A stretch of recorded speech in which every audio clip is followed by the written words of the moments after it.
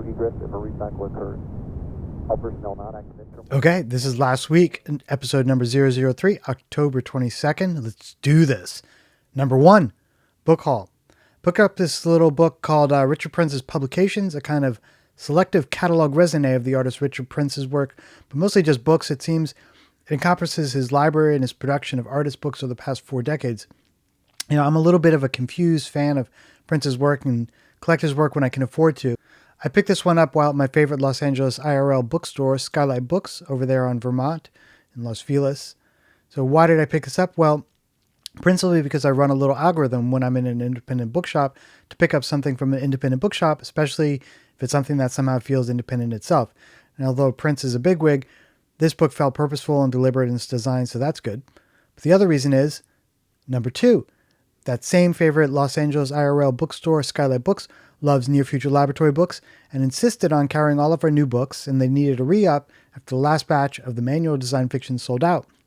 We've had a bunch of new books drop since then, so I dropped them off while I was over on that side of town. Number 3, had a nice, leisurely, somewhat overheated lunch with Camille and Jed just to catch up IRL. Since I was dropping stuff off at Skylight Books, I had stuff with me, including Chewy the dog, and so we all got to play around with specifically the Android's Dream trading cards, which leads me to number 4. Yeah, the whole Android's Dream of Electric Sheep project has been printed and published and is now slowly finding its way to come to the attention of the world. You may have seen some of the weird posts I've done recently, all in a confused effort to figure out how to talk about the project and explain what the heck. Skylight was interested in hosting a book talk, and so was Noe House, my little creative hub here in Venice Beach, so I started working on some kind of pitch or whatever to explain what that is, why it is meaningful, and how to make sense of it. Alex there at Skylight mentioned another little rabbit hole, which brings me to number 5. Have you ever heard of Lab Magazine? Laab Magazine? This thing is or was remarkable, especially issue number 0 called Dark Matter. You can only get it as a digital edition, which is a real shame because, well, it's this tabloid zine with really lovely illustrations by someone I never heard of, as I'm not super in the world of comics as much as I adore the spirit. This issue has this epic illuminated essay imagining into a kind of black cyberpunk that is situated in the Deep South, aka Atlanta and its environs. Fascinating. Alex there at Skylight turned me on this while I was standing there going down a rabbit hole about sci-fi literature and AI, which is another reason to love independent bookshops. There are hella curious, creative, thoughtful people in there, and that won't happen in an algorithm bookshop, even though I shop there as well. Speaking of books again, number 6 is about my flipping through the recent After All, There Is No Finish Line, the collection of essays reflecting on Nike's first 50 years and imagining into their next 50 years. It includes a story/fiction by Jeff Mayno. We talked a bit about that project in episode something or other of the Near Future Laboratory podcast. I'll put the link down below. I've had the book now since it first came out a few months ago, but only now started reading it, or flipping through it, when Nike came up in a conversation for a possible project. Number 7, did a quick sprint to arrange for General Seminar Season 4, Episode 4, a facilitated discussion to make sense of a future in which circular economics are one of the mechanics of value exchange. I'm no expert by any means, and I understand it enough to speculate on a future guided by its principles, and that's one of the reasons to host a general seminar on the topic. I'd like to understand it through imagining what it might feel like in some future world. Like, literally wonder, what's for breakfast in the circular economy future? Number 8, the Work At a Design Fiction Digital Edition.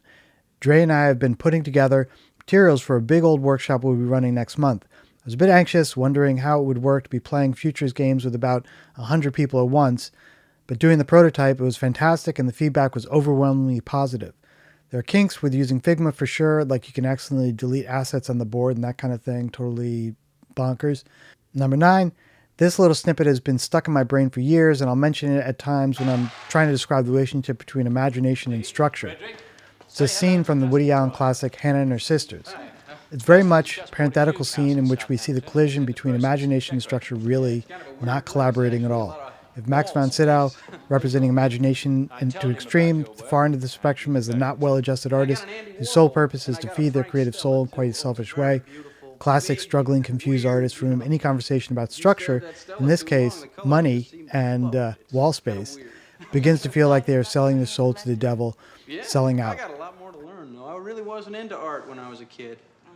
And then you have Daniel Stern, who plays structure in the form of a guy who perhaps more money than sense, who's looking to decorate his enormous new house in the Hamptons. He has a giant wall that needs art on it and thus is less regarding of the meaning poured into the work, but rather needs something that physically fits this new wall and this new mansion. They're all in the basement. Frederick's done this whole new series that I'm sure you would really Well, love. are they big? Yeah, some of them are very Because big. I got a lot of wall space there. I don't sell my work by the yard. Frederick. This conflict between the creative consciousness and the rational consciousness here is a universal struggle, I would argue. I certainly struggle with it nearly continuously. How do we bring the need to create in collaboration with the need to essentially live in a world run by rational ordering mechanics, like the need for money and behavioral rules and, grocery shopping? Now that I think about it, my recent book, It's Time to Imagine Harder, is all about this, perhaps best represented by this graph, which attempts to depict the relationship between the creative consciousness and the rational consciousness in hopefully an instructive way. Number 10. Oh dear, I just realized I'm giving a talk at the end of the week to Harvard's Graduate School of Design, and I want to be inspiring, so I'm going to stop here and try and feel inspired to hopefully be inspiring. That's it for last week from the Near Future Laboratory. Tell me, is this working? Let me know. Leave your thoughts and comments below. Subscribe. Ask me if you want to join the Near Future Laboratory Discord. And please, please, please, don't forget to support us over on Patreon at patreon.com/nearfuturelaboratory. Pick something up in the shop. Actually, you're really just supporting me and the work that I do here. Every little bit really does help. Thank you. Bye. Egress if a recycle occurs. All personnel not active in terminal account will monitor only OIS channel 217. All personnel, please bear in mind critical post-launch operations will be in progress after successful launch, so please keep fire room activities and noise to a minimum. After T-minus 20 minutes, all problems or trends that require a countdown clock hold will be reported to NVIDIA on 212 together with a recommendation.